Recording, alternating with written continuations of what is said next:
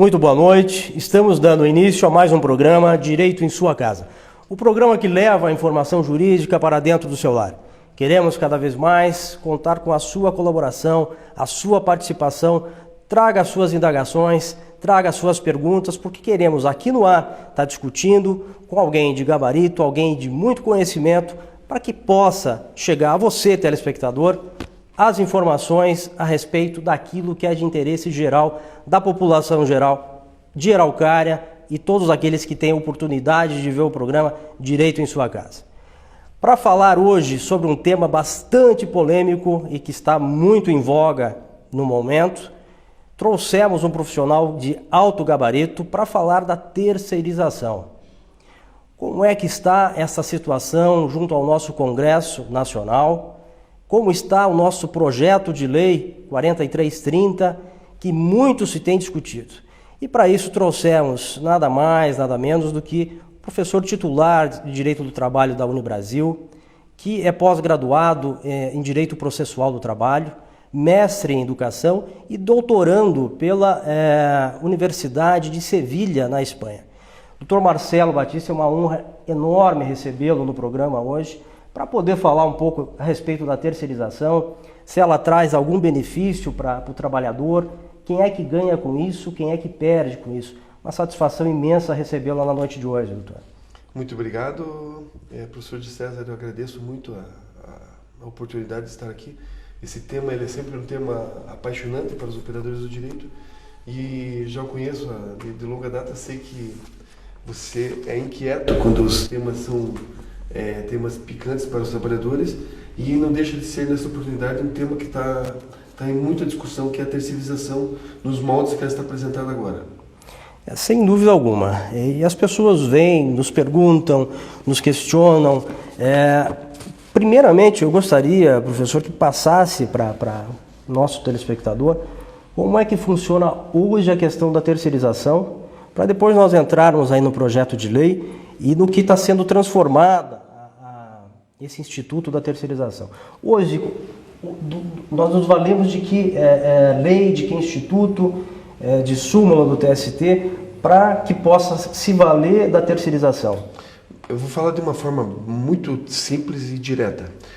Esse PL 4330, que muitos falam, mas pouco se sabe dele, o que os trabalhadores têm que ter em mente é que é o que acontecerá de mais nefasto, o que acontecerá de pior para a categoria de trabalhadores organizada coletivamente.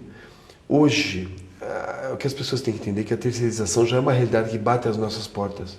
A terceirização ela está presente no asseio, na conservação, na pessoa que está abrindo a catraca para você entrar ali como segurança, mas aí se introduz um novo elemento na terceirização, hoje no ordenamento jurídico posto, no direito posto. Nós já temos a terceirização, isso é algo que as pessoas não estão dando conta. Vão terceirizar tudo agora. Não, já existe a terceirização. O que vai acontecer agora é que acontecerá de forma mais precarizada, onde os trabalhadores... hoje a gente faz a discussão do que é atividade meio e atividade fim. Não há lei específica para terceirização. Isso é um outro fato que as pessoas não se dão conta. Não há no ordenamento jurídico pátrio a terceirização como lei, uma lei específica. Há, sim, uma pobre de uma súmula, que é a súmula 331 do TST, que tem que acertar todas as controvérsias sobre o tema.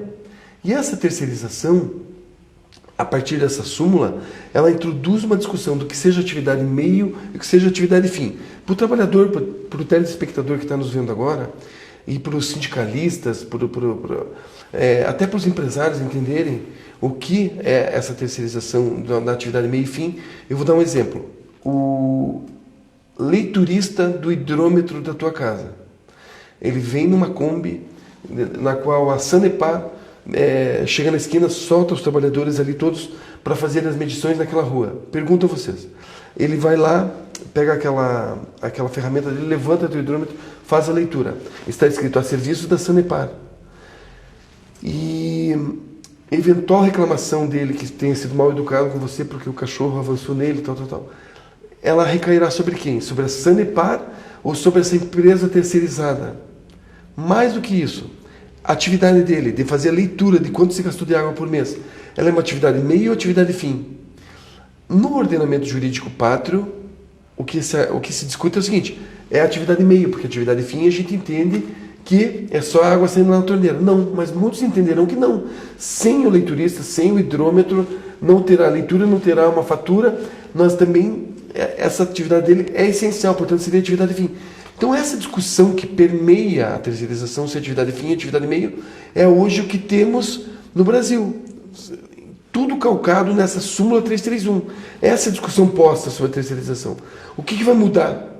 O que se precisa entender, que o que vai mudar é o seguinte, nós não teremos mais discussão de atividade meio e fim. Nós teremos saudades dessa súmula, porque a gente já criticava ela, porque tinha uma súmula anterior a essa que não botava a discussão de atividade meio e fim. Então nós sentiremos até saudades, de certa forma, da súmula 331, que nós, operadores do direito, criticávamos, mas ela pelo menos tinha algum discernimento do que seria atividade meio e atividade fim. Por exemplo, costura de calçados lá no Rio Grande do Sul. Você costurar o calçado é atividade meio ou atividade fim? Na fábrica de calçados. O motorista, tem hoje sentenças de que o motorista de uma empresa de transporte pode terceirizar. São os absurdos, né, que nós vivenciamos. Mas como o professor mesmo falou, ainda hoje nós temos, por mais que não tenhamos uma legislação específica, mas ainda nos valemos da súmula 331 do TST, que tenta frear um pouco essa situação da terceirização, onde você, teoricamente, poderia terceirizar uma atividade meio e não atividade fim. Agora, na prática, nós vemos esses desvios totais.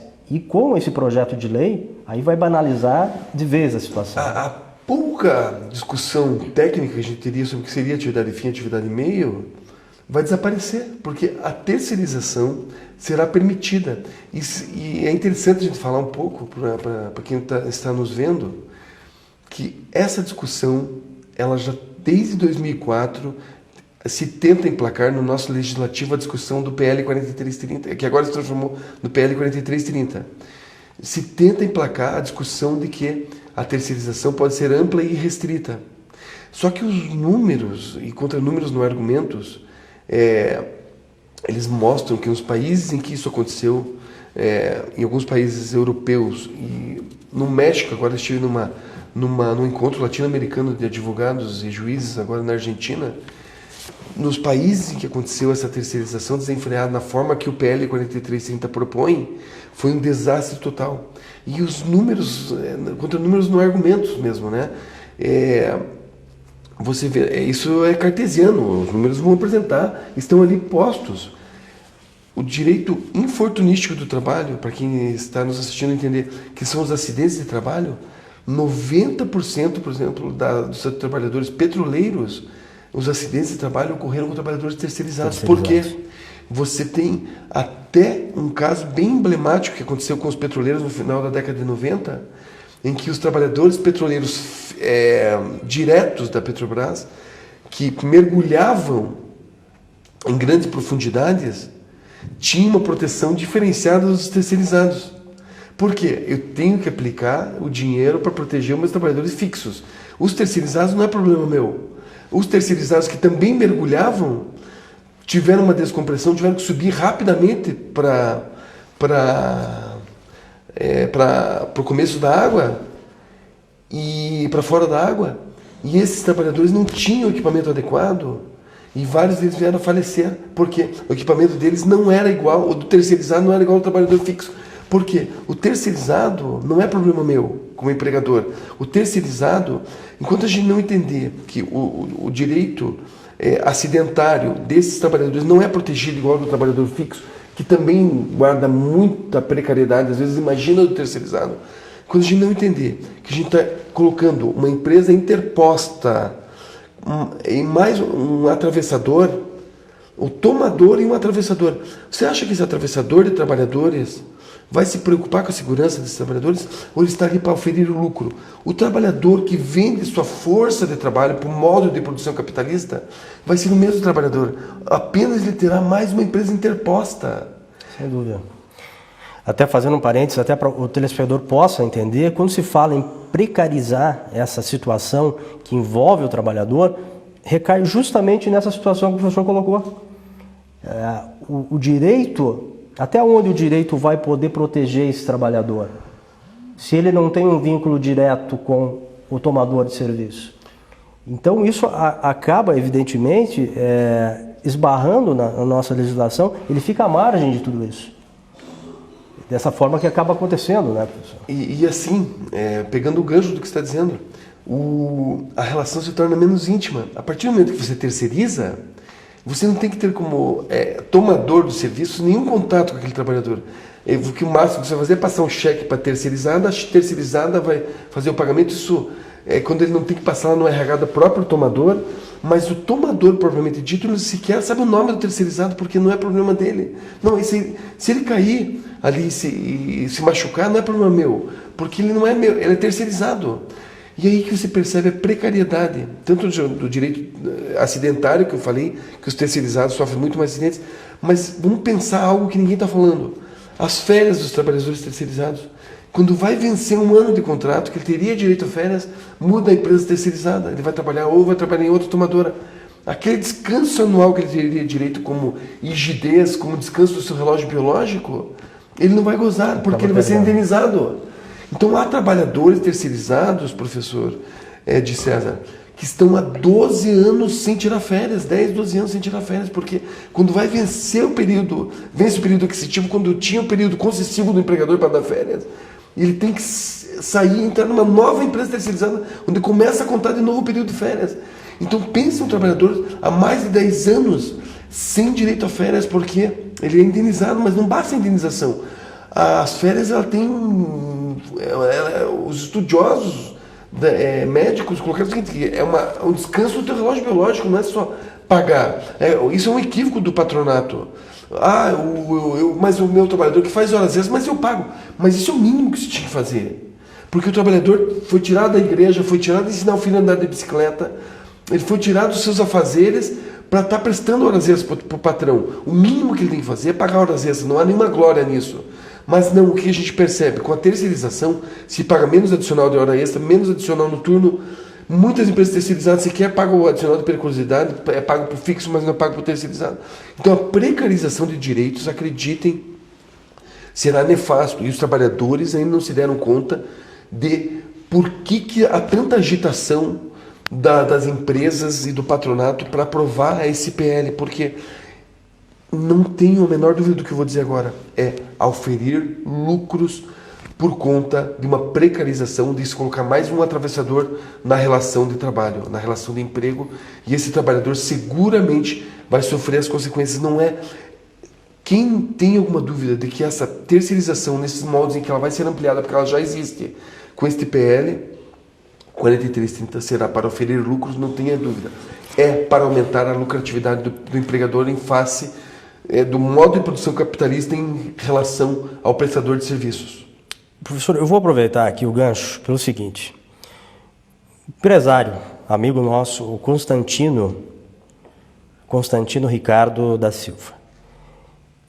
Ele diz o seguinte, ele quer entender o porquê, né, o senhor já respondeu basicamente aí o porquê da não terceirização da atividade fim, mas ele diz a situação como está o país, a dificuldade que está o país, isso não iria facilitar nas contratações, não iria colocar ainda mais o empregado nas empresas para que possa efetivamente ter um pleno emprego. Então esse é o questionamento do nosso amigo, que passo a pergunta para o professor. Esse é um argumento que tem sido utilizado de que com a terceirização vão aumentar os postos de trabalho.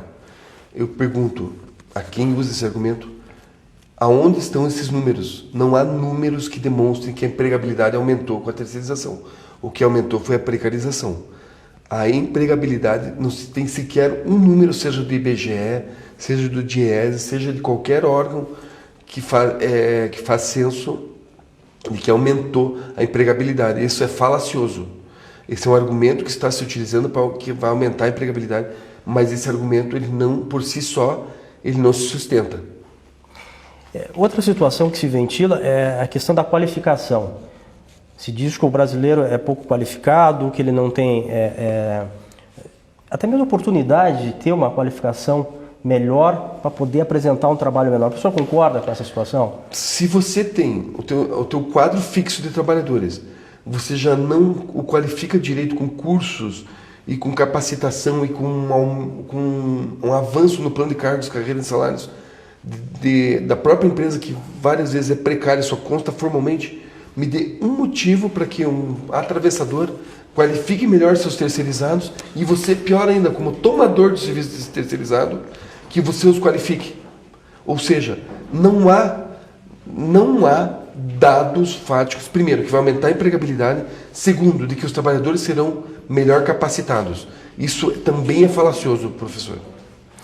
Eu acho bastante importante essas situações fáticas, realmente, e o professor Marcelo é catedrático nisso, porque além de advogar por muitos anos, é professor de Direito do Trabalho, tem um contato direto com aqueles que estão vinculados a sindicato, advoga para alguns sindicatos dos empregados, enfim, uma pessoa que conhece na prática como é que funciona esse contexto todo que envolve o trabalhador, o empregador e essa questão da terceirização.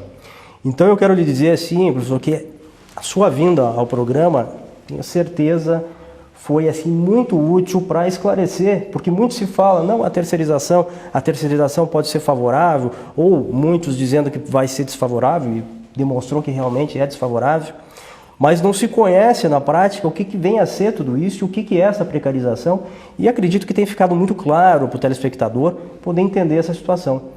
Então eu gostaria, sim, das suas considerações finais, já agradecendo muito a sua presença, vir aqui deixar esse programa recheado de conhecimento que chegou para o telespectador, e esse telespectador que cada vez mais, professor, participa do programa, com uma pergunta do nosso amigo aqui, o empresário, e muitas vezes de outros temas, vêm, participam, nos ligam, passam e-mails, querem saber, querem discutir, não só assuntos do direito do trabalho, mas de direito de família, direito do Código de Defesa do Consumidor. Mas enfim, na noite de hoje é uma noite brilhante para todos nós, eu agradeço muito a sua presença e essa casa continua aberta para novas vindas. Perfeito. Muito obrigado, eu agradeço de antemão. Eu, assim, até colocando mais um argumento para o empresário que fez a pergunta ali. Não é garantido, patronato, que as controvérsias decorrentes dessa nova modalidade que vai se inflar ainda mais no nosso país, a partir deste PL, se for aprovado, nós teremos muito mais controvérsias decorrentes das relações de emprego. Seguramente os litígios aumentarão, seguramente os acidentes de trabalho na sua empresa aumentarão e seguramente haverá precarização das condições de trabalho daquelas pessoas que já trabalham na sua empresa e já têm uma condição de trabalho. Toda essa construção que o direito do trabalho demorou décadas para conseguir e que o Marx lá atrás já pregoava na década de 60, que nós teríamos problema, no século XIX já se pregoava lá com Marx, que nós teríamos, ele já previa a questão da terceirização como uma coisa nefasta para o operariado. Haverá precarização. A precarização também não é bom para o empregador. Ao argumento de que seria bom que ele teria menos despesas, ele vai ter uma relação mais precária. Isso traz efeitos dentro da família desse trabalhador, traz efeitos na cidade em que não se desenvolve mais por causa de uma relação precária. Isso é um ponto, é um viés que eu quero fazer como uma inflexão para as pessoas trabalharem. Mais uma vez, agradecendo ao professor Marcelo, professor titular de Direito do Trabalho da Unibrasil, doutorando em Direitos Humanos na Espanha, em Sevilha. Enfim, um profissional de um gabarito extremo, viram pelos comentários, pelas questões práticas que colocou, muito esclarecedoras, professor. Isso realmente, certamente vai tocar aí nos telespectadores, que tenha certeza vão lhe questionar muito mais ainda, vão chegar muitas indagações aí, porque é um tema muito polêmico. Mas encerramos aqui o programa Direito em Sua Casa, o programa que leva a informação jurídica para dentro do seu lar. Queremos cada vez mais a sua participação. Venha conosco, faça suas indagações, as suas perguntas, porque queremos que vocês participem cada vez mais do direito que entra em sua casa. Muito obrigado.